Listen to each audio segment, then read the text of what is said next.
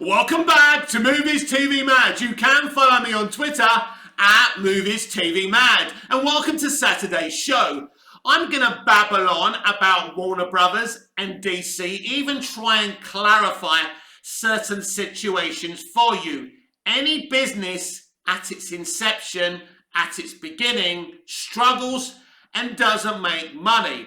Let's use the Marvel Cinematic Universe as an example. The first Iron Man launched to huge fanfare, but from Iron Man 2 to before Avengers Assemble, the first Avengers movies, they weren't so good movies. They were losing money or making solid box office. We can talk about Iron Man 2, Captain America the First Avenger, the first Thor movie, The Incredible Hulk, etc, etc. These are films that weren't received very well, but the first Iron Man did very well. This is not a strange phenomenon. When you start a new business or a franchise, this is what happens. It happened with the Bond franchise. Dr. No launched to huge fanfare, but then things were a bit more middling, and it took a while to get things, sorted out, because no one did franchises back then. So what happened with Marvel Studios and the Marvel Cinematic Universe was that at first this was a Paramount project, right? And Marvel Studios was an independent studio. But they start with Kevin Feige and his ideas because they got the man's vision. And if it worked out eventually, they would have something huge on their hands, which they do now. But it took time, and they stuck with it. So let's talk about the DCEU. Man of Steel had solid box office. BVS nearly took $1 billion. The Suicide Squad movie, did okay, nearly 800 million. Wonder Woman was a big hit, etc, etc. But then we got to Justice League, which was an absolute disaster. Justice League is an example not to do what Warner Brothers did. Justice League was a disaster because they didn't seem to understand the concept of an inception of a business and a franchise. As we've just discussed with the MCU, it struggled after Iron Man and before Avengers Assemble. But Warner Brothers were greedy, and they were in a rush to have a huge cinematic universe because Avengers had come out. It made over $1 billion, probably nearer $2 billion to $1 billion. It was well received, and they wanted that straight away. Warner Brothers and Kevin Sugihara, who was running Warner Brothers at the time, didn't want to earn the right to be successful. You go to Smallville. Smallville earned the right to be a superhero show in seasons 8, 9 and 10, where they had a Justice League and a Watchtower. But it was the early seasons of Smallville that made that possible. So Warner Brothers didn't understand this because they didn't have anyone in the boardroom who knew they had to be patient. They just wanted money, money, money. And they thought, right, Christopher Nolan, David Goyer wrote Man of Steel, right? Christopher Nolan godfathered that movie, protected Zack Snyder from studio interference. So they blamed Christopher Nolan and David Goyer. They booted them out of the franchise. And then they said, right, Zack, it's up to you now. Then they didn't like the reaction and the money that they made for BVS, because BVS was a very controversial, divisive movie. So straight away, Snyder had to be driven out. Then Johnson Berg were brought in. Then we got to Justice League, disaster. So Johnson Berg were driven out, no matter what their plan was. I don't know if they actually had a fucking plan, right? Then they thought, Walter Hamada, he's over at New Line Cinema. He runs things on budget. We can make more money. Right, Walter, give us a plan. So Walter Hamada come up with this multiverse strategy, and ultimately we are where we are now because they didn't want to earn the right to be a successful franchise, not understanding that at first a franchise will struggle, a new business will struggle, and this is why we are where we are. Now, of course, probably not the best idea if you want to, attract the commercial audience to bring in Zack Snyder. But he had a plan. The Snyderverse had an identity, and it had a story, and he had a huge plan. And they didn't stick with it, because once you're in that plan, you can't just boycott that plan and go go on to something else, and they did that. Then they dumped Johnson Berg because of Justice League. And this is why they are where they are now. So let's come into kind of the modern day situation with DC, because it's a very interesting situation, by the way. Why is Ben Affleck's Batman and Bruce Wayne going to be in Aquaman and the Lost Kingdom? These are kind of multiple choice answers. It could be because originally Aquaman and the Lost Kingdom was coming after, in December of this year, was going to be released after the Flash movie. As we all know, the Flash movie was going to reboot the DCEU via the Flash's Speed Force abilities. But then you have to ask the question, why? I understand why the Flash movie and Aquaman and the Lost Kingdom were delayed. Because of incompetence, but I understand why they were delayed. But I'll never understand the thinking, why did they swap the order of releases? Why all of a sudden was Aquaman and the Lost Kingdom coming before the Flash movie? This causes huge problems because, as we know now, Michael Keaton's Bruce Wayne and Batman was going to cameo in Aquaman and the Lost Kingdom. But now, because Aquaman and the Lost Kingdom comes before the Flash movie, right, they can't have Michael Keaton's Batman, who's introduced in the Flash movie, in Aquaman and the Lost Kingdom. So one of the possible answers to Batfleck being in this movie could be because of that. Also, if they are going to cancel the Flash movie, and I don't know anything for sure, all I'm going off is hunches and opinions and my knowledge from insiders and my knowledge of the industry. But if they were going to cancel the Flash movie, and I understand many reasons why they wouldn't want to do that, the loss of money, they've spent money on it, but they could lose more money from releasing that movie. But I don't know what they're thinking. New leadership's there, new minds, I don't know. But it could be, if they have deleted the Flash movie, so they would have lost that Ben Affleck cameo in the early stages of that film. So basically, they could have swapped Ben Affleck's cameo in the Flash movie for Aquaman and the Lost Kingdom. Again, it could be either or. We really don't know. It does seem to make more sense that Affleck is in Aquaman and the Lost Kingdom because Michael Keaton can't be in that film because it would make no sense. And we know that test audiences were very, very confused because, you know, some test audiences wouldn't have seen the Flash movie. And by the way, there's been another Flash movie test screening. This film has broken a record. The Flash movie has had more test screenings than any other film within the DC cinematic universe. Why? Because they have no confidence in it. What puzzles me and makes me scratch my head is they're not reshooting, right? And then showing, you know, that reshoot to the test audience. They're rejigging. They're showing different versions of this movie. They can't reshoot this movie right now because Ezra Miller is in no condition to do reshoots. He's the star of the movie. He's nearly in every fucking scene, right? That lad worked really, really hard. Whatever his flaws in the real world, he worked hard. And then he was doing Fantastic Beasts as well. He worked hard. That's one of the reasons he was broken psychologically. They worked the lad too hard. They chose the wrong person because this person isn't in a mental condition to be the main superhero in a new DC extended universe. That's part of the problem as well. So when you hear that the Flash movie is still getting test screenings and you're saying, you see, mate, definitely not getting cancelled now, it's getting test screenings. No, it means they're making their minds up. The test screenings are telling them, should we delete this movie? They're undecided. But who's been sending this movie for record amount of test screenings? Is it David Zaslav and Discovery, or is it Toby Emmerich? Toby Emmerich is still in that job as chairman of Warner Brothers Pictures Group. So he leaves on the 1st of August, and Adby and DeLuca and of course Alan Horn take up their positions. That's when you're going to be hearing a lot of different things, and things are going to be swinging. What I love about David Zaslav since he's taken over, he's blocked the leaks. I like that. So there's very few leaks. We don't know what they're planning. We don't really know if they're going to restore the Snyderverse. And let me tell you something else as well.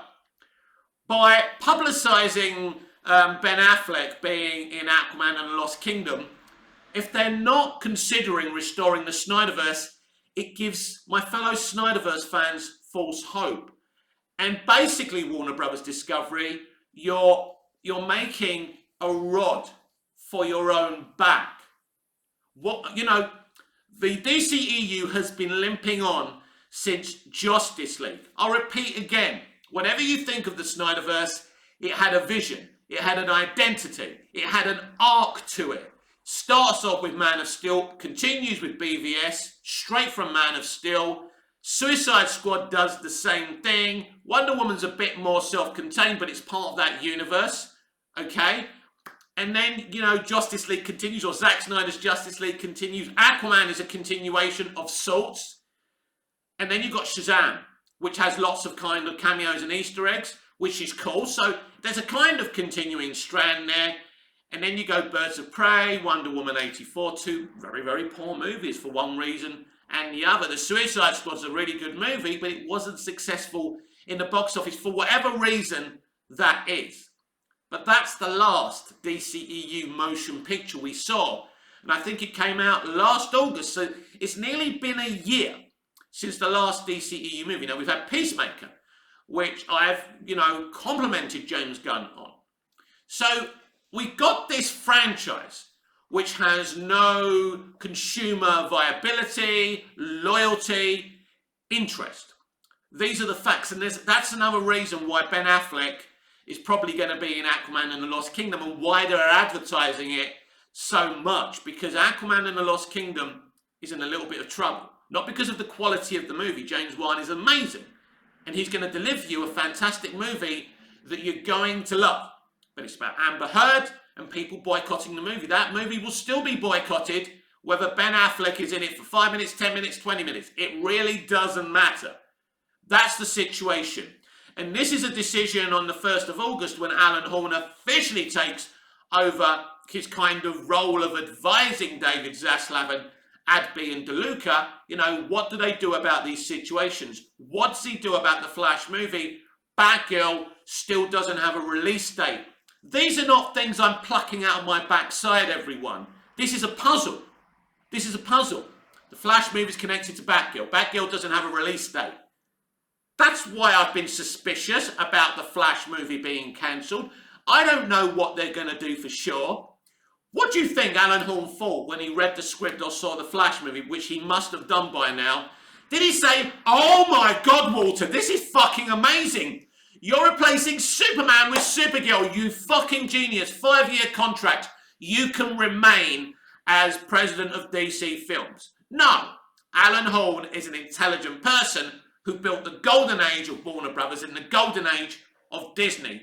He's going to think it's fucking shit, because it is fucking shit. A lot of the stuff Walter Hamada was planning was very good, and I was a supporter of that. A multiverse strategy that makes everything DC live action, from Batman 66 to Superman the movie to Superman Returns, fucking canon in the DC extended universe.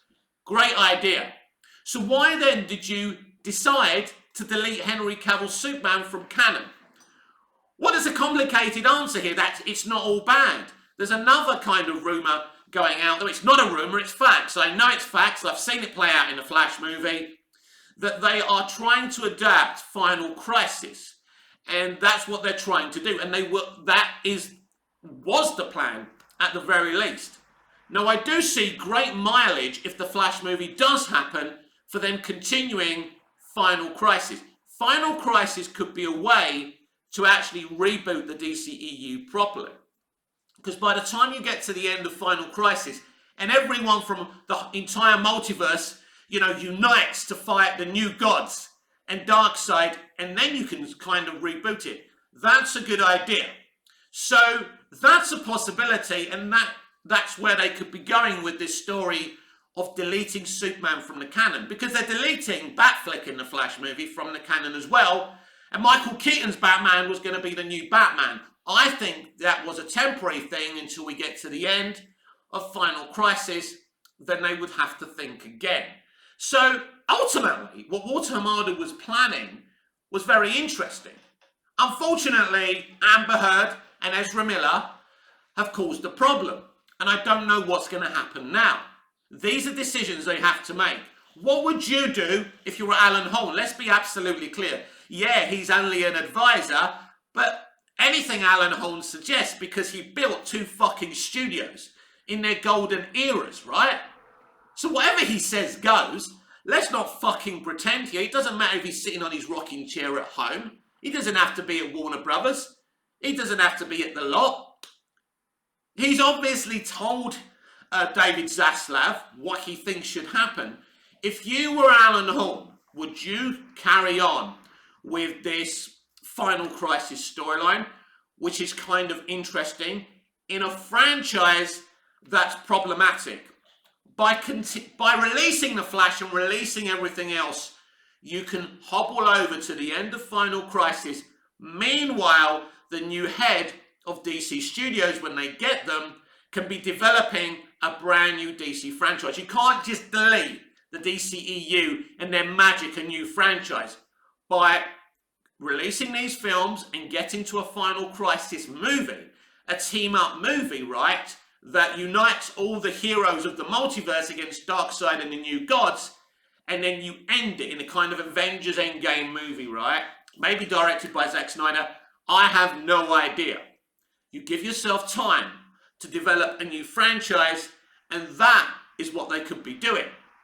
By doing this, this means they're not going to restore the Snyderverse, but what it does is it gives Snyder's characters and universe one last time to shine. A Final Crisis movie could be a Justice League free type and allows a type thing that allows Snyder to end his story and end the DCEU story, which we've discussed on this channel before. This could be the plan. There's certainly box office and consumer relatability in doing a Final Crisis arc.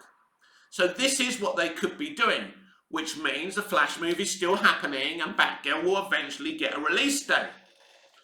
Or, you know, Alan Horn may say, is it worth our money releasing these movies? Look, as frustrating as it is for me, they have to release these movies, don't they? I think I've kind of swayed on left and right on this. I suppose they have to release these movies, and the best way to clean up the DCEU, which is a fucking mess, whatever you think of Snyder or Johnsonberg or Hamada, they have to clean up this mess. And the best way to clean up this mess is just to do a Final Crisis. Excuse me. You finish with Final Crisis, then you can start again. And then you can finish things off properly. I think this is the best way to go. Then you're ready for a brand new franchise. This could be what they're attempting to do. This was the original plan, and I think this was the Hamada plan.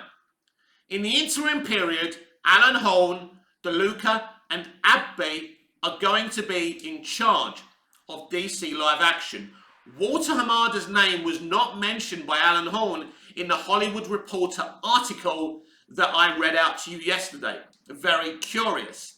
Will he remain there in the interim period as well, or will he be sent back? I don't think he'll be fired from the studio, because Walter Hamada has been a loyal foot soldier for many years, where he's been at New Line Cinema or president of DC Films, and it'd be very unfair to sack him from Warner Brothers, because he was asked to, you know, run a very, very complicated, difficult gig, which was fucked up by other people way before him. So yeah, I think eventually he will be sent back to New Line Cinema. So that's what you could do to clean this mess up, and this could be a thing. And unless Zaslav wants instant results, the fans want instant results. They want to know the Snyderverse is being restored, or if it's not being restored. They want to know if there's any chance of Cavill coming back full-time or Batfleck coming back full-time. It's a very complicated gig. But I think the cleanest way is the Final Crisis storyline, that which eventually in the Final Crisis movie does give you Cavill in one movie. It does give you Batfleck in one movie together. Everyone's reuniting. In the meantime, you've got this bonus now, because they swapped around the scheduling between the release dates of Aquaman and the Lost Kingdom and the Flash movie, this bonus of Aquaman and Batfleck reuniting again. I can only see this as the cleanest way to finish off the DCEU. But the DCEU can't continue beyond the Final Crisis movie. Now, Alan Horn may have looked at this and said, I don't like this. But any other way to do this is complicated, because if you shut down the DCEU immediately, and they're not going to do that because they've got films to release, you've got plans with James Gunn. What do you do with James Gunn? And this is the problem as well. When you close off the DCEU, James Gunn's Peacemaker and Suicide Squad universe has DCEU connectivity. It's part of that canon. Not really that directly, but these are the decisions that have to be made.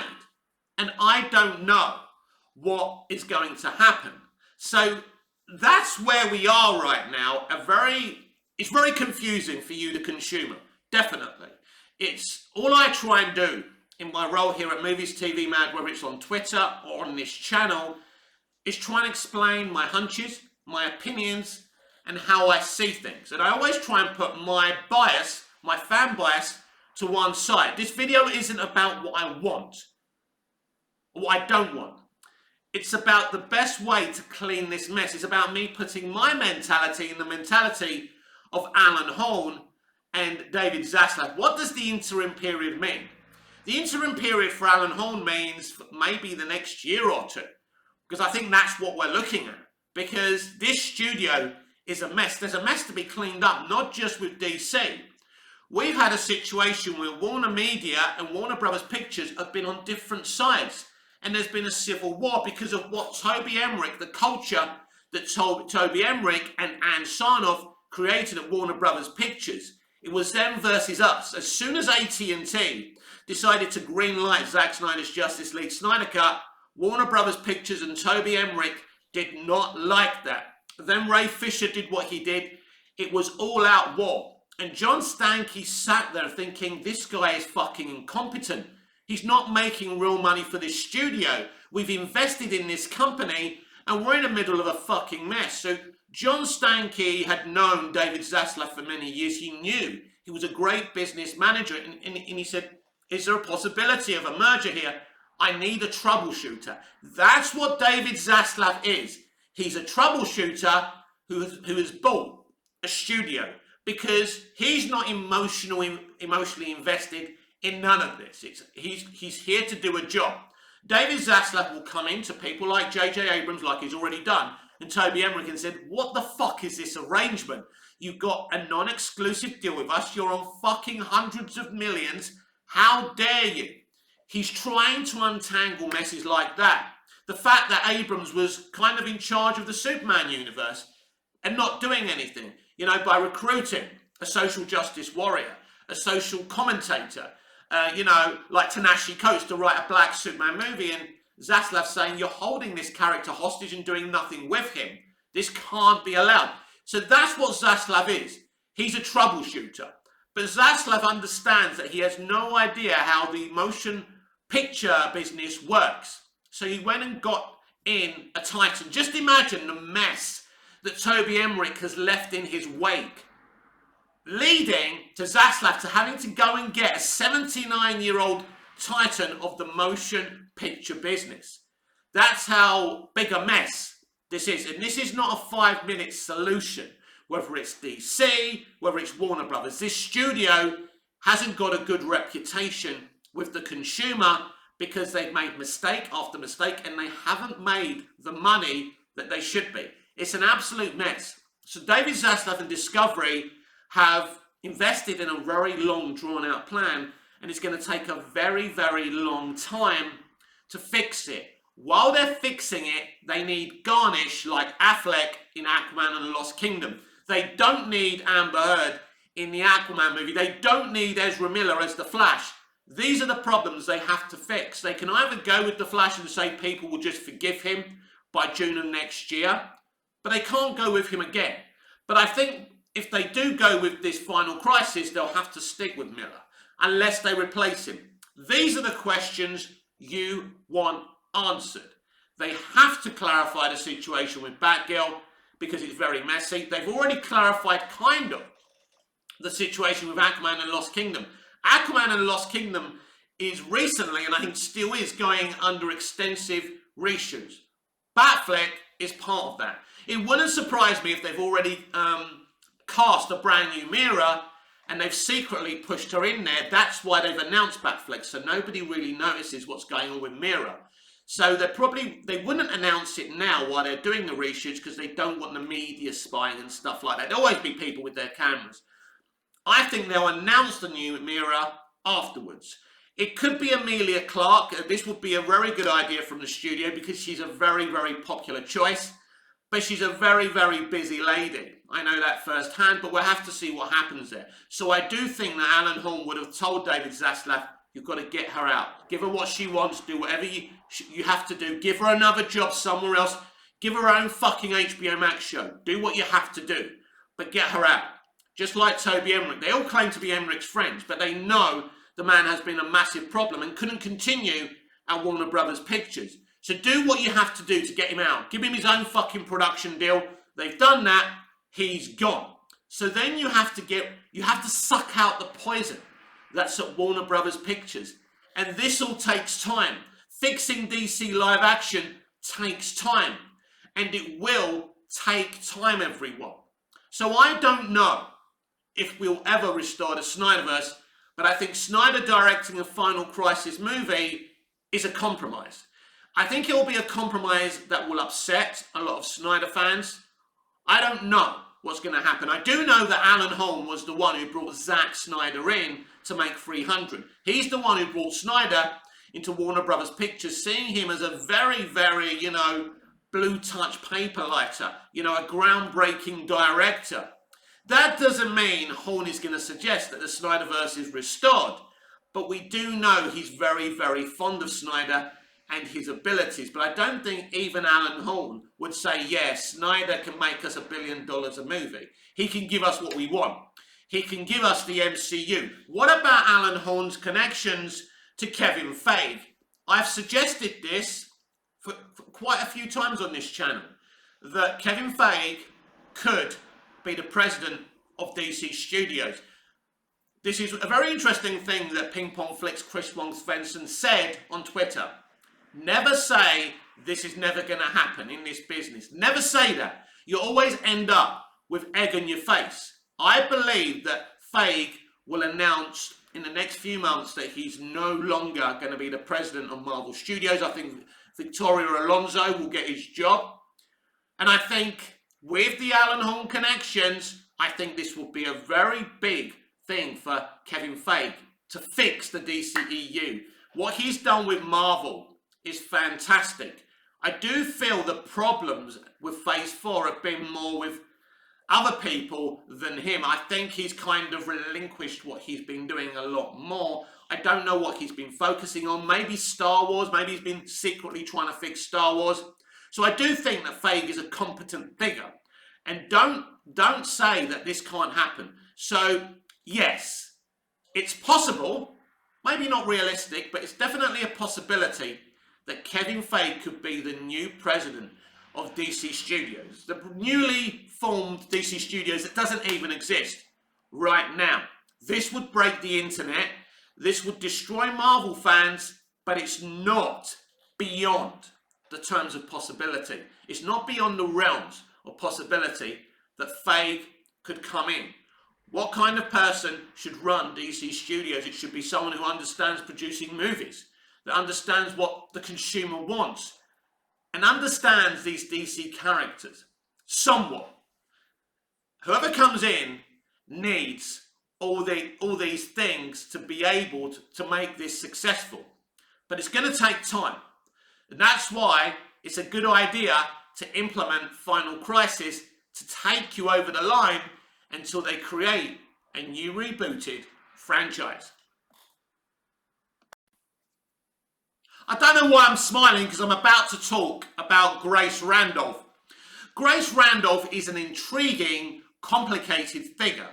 She's a kind of scooper, pundit, blogger over on YouTube, and she's obviously on Twitter. She has me blocked on Twitter. She has most people blocked on Twitter. Grace is an interesting person. Sometimes you'll watch her videos and you'll think, Jesus Christ, she has so much knowledge of the movie industry. Like even from the 30s, the 40s, she understands comics. She has some wonderful takes and you love her for it. Then all of a sudden, she spoils herself. She ruins herself with hot takes because she knows toxicity brings engagement to her channel and she thinks, I'll do all this and then I'll block 100,000 people and it'll be fine. And it's a shame. Yesterday, I saw a lot of screen grabs from what she was saying. She was clearly being trolled by a lot of Snyderverse fans who were saying, look, Ben Affleck's in Aquaman and the Lost Kingdom. You're wrong, you're wrong. And she's saying, listen, Warner Brothers Discovery don't want to engage with your fandom. They hate you. They're never going to restore the Snyderverse. She kept on doing what she does. Oh, I'm hearing that this is the reason Ben Affleck's there. The kind of reasons that I explained earlier on today's video. She's arguing with people. But what happened? She wasn't always an enemy of Restore the Snyderverse. She hated Man of Steel. She was very, very critical of Zack Snyder's directing and Henry Cavill's acting. She wasn't a fan. But Grace, if you know, is a huge Batman comic book fan. She loved Batman vs. Superman Dawn of Justice. She started to click into Snyder and she was a huge supporter and fan of Release the Snyder Cut. She helped a great deal. She was a supporter. She did videos. And prior to the Snyder Cut being released, she did a lot of interviews with Zack Snyder. But something went wrong. There must have been a fallout between her and Zack. I don't know what happened. There must have been a breaking down of the relationship because all of a sudden she started posting anti-Snyderverse thought processes. Look, I don't get it, but this is a very erratic young woman. This is the thing. Sometimes you're a bit worried about her because she just says she goes on one tangent to the other. So all of a sudden she was hating on the Snyderverse fans. We're all toxic. We're all bots. We're this, we're that. They'll never restore the Snyderverse. I think she went from Team Snyder to Team Emmerich.